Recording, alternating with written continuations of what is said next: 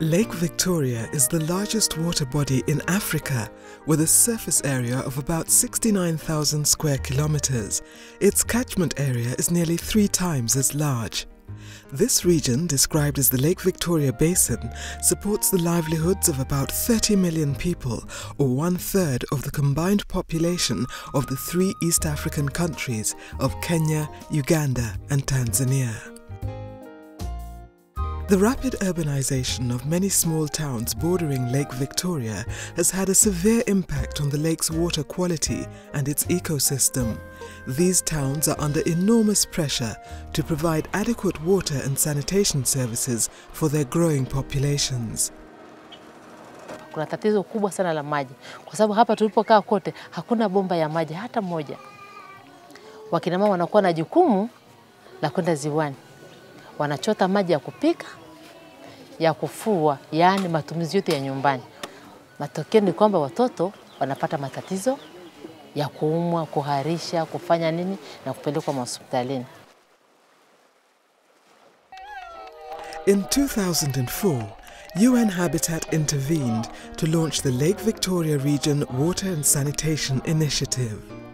This is a major program that will enable the secondary urban centers around Lake Victoria to achieve Target 10 of Millennium Development Goal number 7. To reduce by half, by the year 2015, the number of people without sustainable access to safe drinking water and basic sanitation.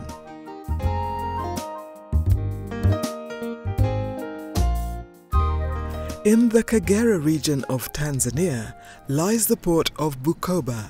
The town boasts breathtaking views of Lake Victoria. But these scenic vistas present a stark contrast to the realities of supplying this town with clean, safe water. The Bukoba Urban Water Supply and Sewage Authority, BUWASA, previously had to contend with a dilapidated production system that was constructed in the 1940s. It was prone to leaks and insufficient supply. In Bukoba, we have rehabilitated the customs intake, in which case the pumps were already, old. The pumping capacity was gone down. So the rehabilitation we did was to bring in 5 new pumps of different capacities. Now the municipal council is getting water plus, you can say, surplus of water, so they are okay.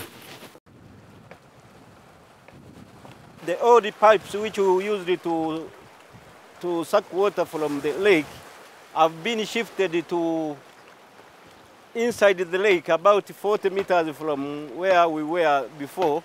This intake is near completion. It is now has capacity to deliver about 70,000 cubic meters per day. With our old system, we used it to pump only 4,000 cubic meters per day. Further interventions undertaken to support Bukoba's water supply and distribution network include 3 surface electrical pumps and the rehabilitation of existing water storage tanks at 3 locations in the town. These were Kashura, Magata and Rwamishenye. In many of these towns, the infrastructure is often in disuse because of poor maintenance and low human resource capacity. For efficient management and maintenance of these utilities, a structured capacity building program had to be put in place.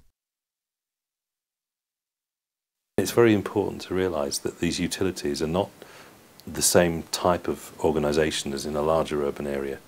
They're much smaller, their profit margin is much lower, so therefore they need to be given special training and capacity building in line with the development in small urban centres. Capacity building to utilities so far has gone well, especially in Bukoba, in BUWASA, Bukoba Water Supply and Sewage Authority, because they are very much organized. Their management is, a full-fledged management in Bukoba. It has gone well, and you can see through that capacity building process, of course funded by UNEP, that's through National Water Sewerage Corporation of Uganda, the output of water supply has increased. The revenue collection has also increased. Through the performance improvement plan, we were able to do a SWOT analysis and work with the utilities who devised their own strategies on how to deal with the issues they were having. We set targets, and in those targets there was supposed to be a steady increase in service coverage, in production of water, reduction of non-revenue water, and also, of course, look at some of the software issues, how you deal with the customers.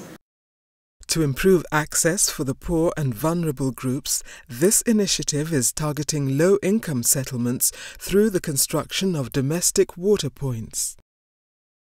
We thank UN Habitat for providing us with piped water, as it will make our work so much easier than before when we had to go to the lake to fetch water. With no centralized sewerage system, residents of Bukoba municipality rely mainly on septic tanks and pit latrines. Many residents discharge effluent into the numerous streams that traverse the municipality.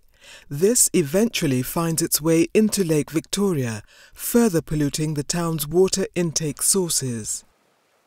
Immediate interventions by the Lake Victoria Region Water and Sanitation Initiative were designed to improve access to sanitation services in Bukoba. They include the construction of 10 ventilated improved pit latrines at selected health centres and primary schools. We will look after them well and keep them clean and safe. And we will work hard in our studies because now we have new toilets.